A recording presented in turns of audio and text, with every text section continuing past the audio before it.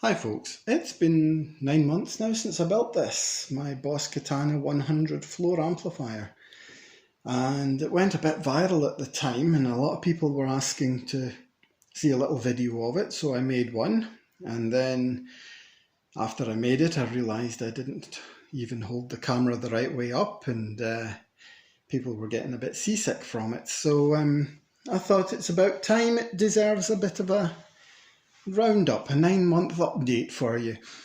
And it's been a flawless machine. It's been absolutely fantastic to use. So much so, I've got a 120 watt valve amp and a half stack.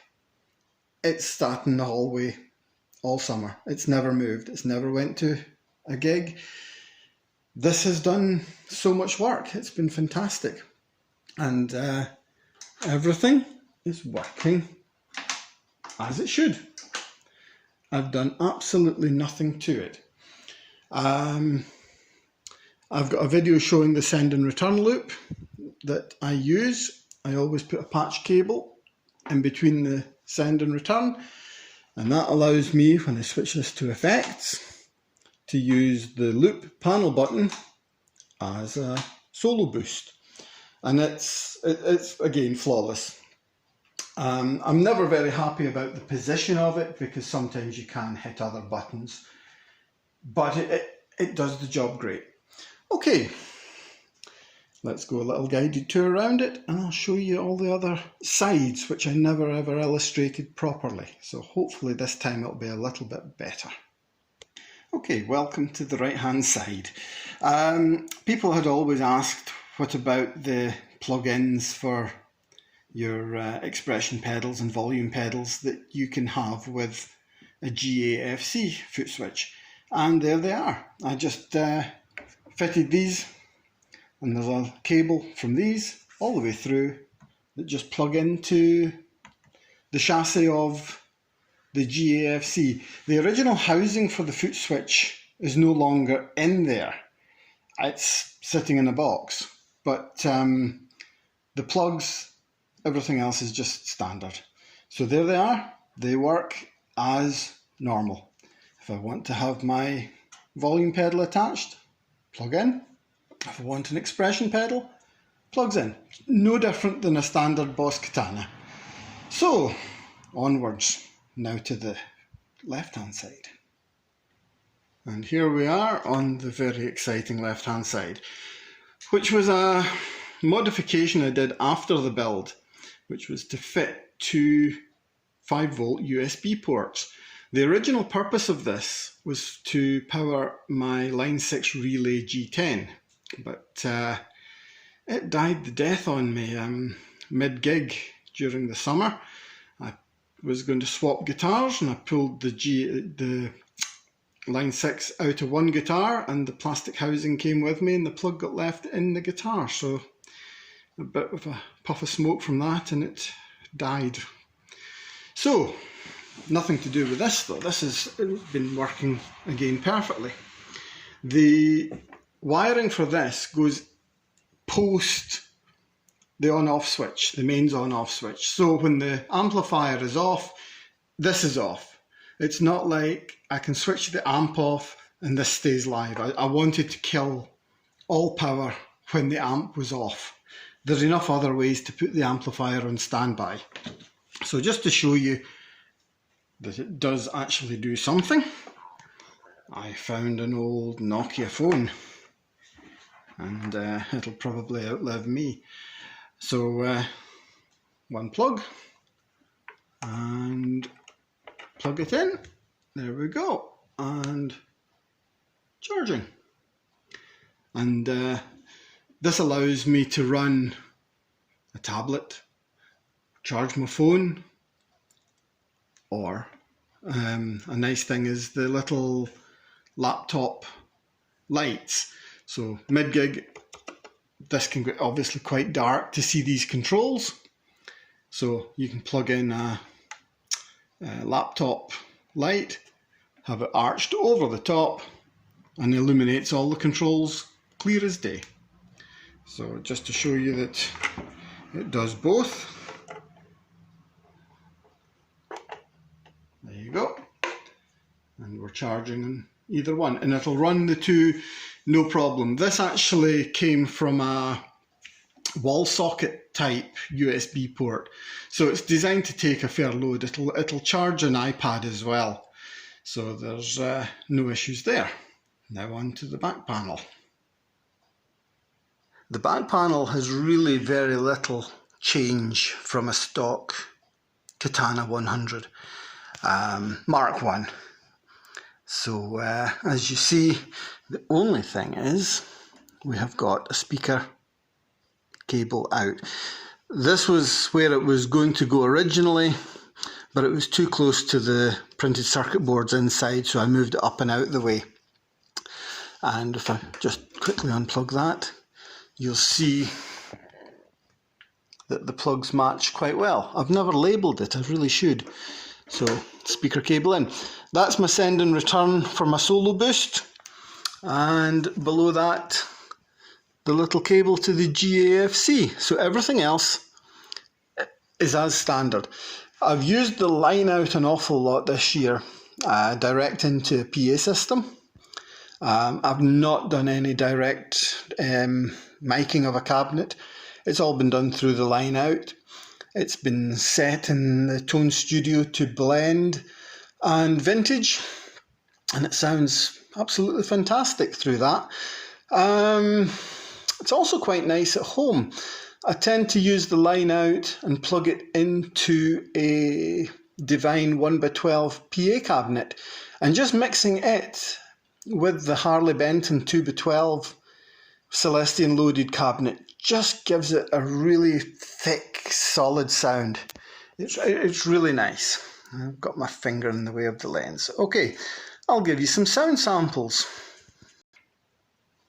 So, for sound samples, I'll be playing, if I can get it in camera, my Ibanez EJN18 TVF, which is 2009 Dragon Force guitar. Ignore the Dragon Force thing. It's an amazing S-series guitar because it's the usual 5-way switch, which you'll be familiar with most Ibanez, but it's also got a pull coil split, coil tap. So it gives 9 different pickup combinations and tones. So it really is very, very versatile. I'm currently playing in a sort of standard classic rock band, doing everything from Deep Purple to Motley Crue and everything in between. And I can turn up to a gig and do it all with this. 1 power cable in, 1 speaker cable out, sit it on the floor at my feet and go. So it's set just on the 1/2 watt mode, and this is the Brown sound, so my main rhythm heavy tone.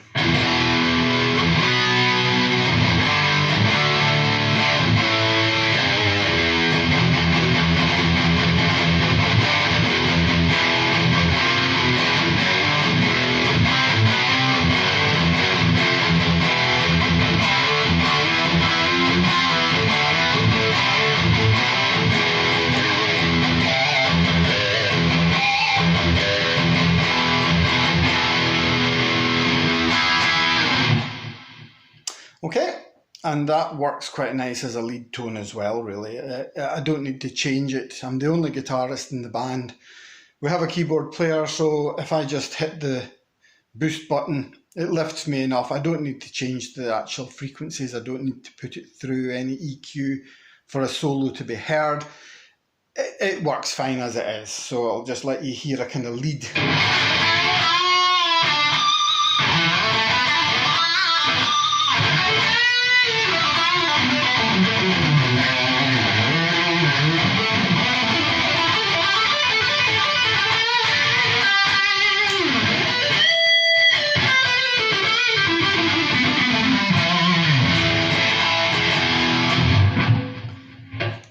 And number 2 is my more of a crunch sound.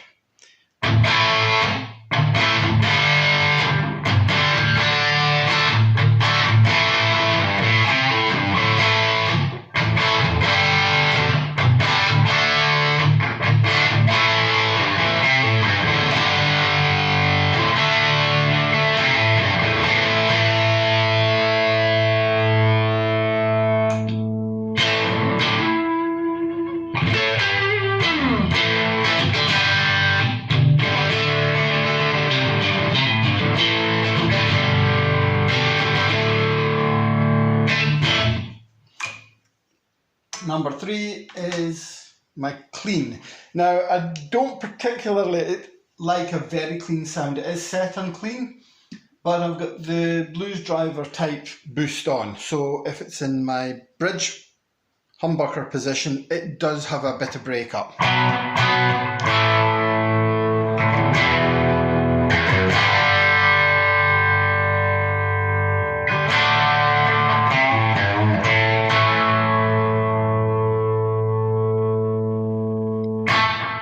And it just gives a little bit of compression in the note, but if I just roll back the volume a fraction,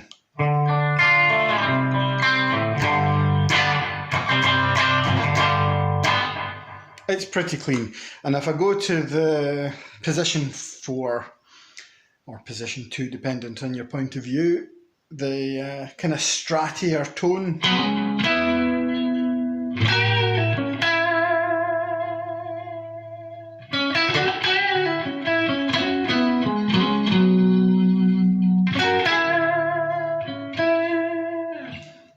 it's really pretty clean.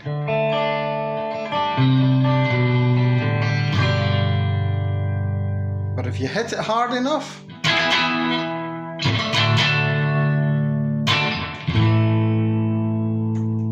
it just gives it a little bit of sustain. Just a nice bit of natural compression. I'm not a fan of having a compressor pedal as such.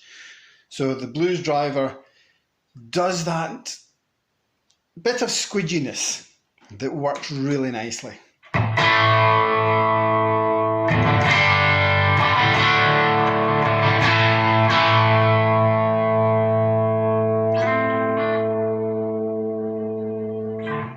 I'll let you hear it with the blues driver off.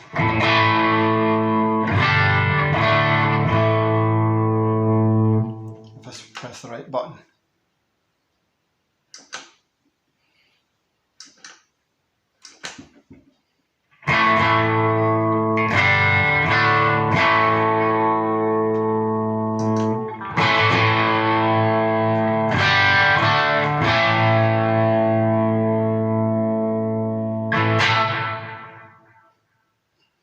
Okay, so there we go, a little roundup of the Boss Katana floor amplifier. Still no word from Boss about the huge check in the post. Don't think that'll ever happen, but it's been worth it for myself. It's been an absolutely fantastic machine to use, and if I just tilt this up a bit, married up with the 2x12 cabinet from Harley Benton, it's just so nice and easy to use. Fits in the car with the family as well, which is really handy. It's loud enough for anywhere. If you're needing more power than this, as a backline, there's something going far wrong in the world. The line out is really good. Put it into the PA system, let it do the heavy lifting. And hopefully this video has been a little bit more detailed, a little bit more instructional, and doesn't quite make you feel as seasick as the first one. So I hope you like it, and give it a wee thumbs up, some comments, subscribe to my glorious channel of 70 odd subscribers, and I'll try and come up with something else in the future. It's not easy to top this one. So thanks a lot, and bye bye.